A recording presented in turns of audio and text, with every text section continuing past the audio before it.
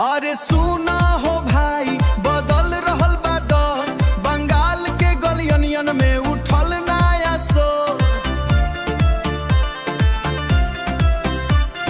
कमल के निशान अब चमके हर द्वार, लोग बोले जल्दी आ बीजेपी सरकार। बंगाल में बीजेपी सरकार हो, हर गली में कमल के बहार हो। युवा किसान सबके पुकार हो, युवा की सबके पुकार हो।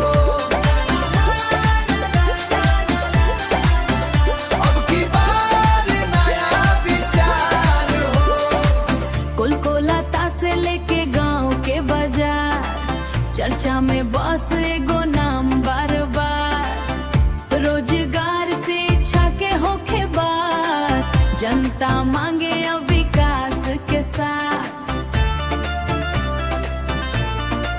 ए राजा सुनना, बदल बदवा, हर चौक चौराहा पे नया बदवा।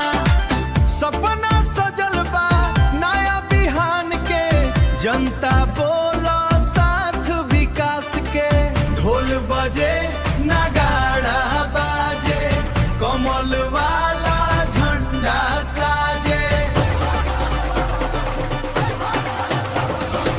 भोजपुरी बीट पे जनता झूमे, नया सवेरा धीरे घूमे। बंगाल में बीजेपी सरकार हो, हर गली में कमल के बहार हो।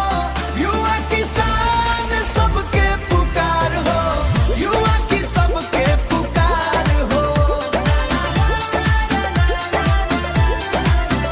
अब की बार नया विचार हो। गाना बस मनोरंजन खातिर, सबके सम्मान सबसे ऊपर।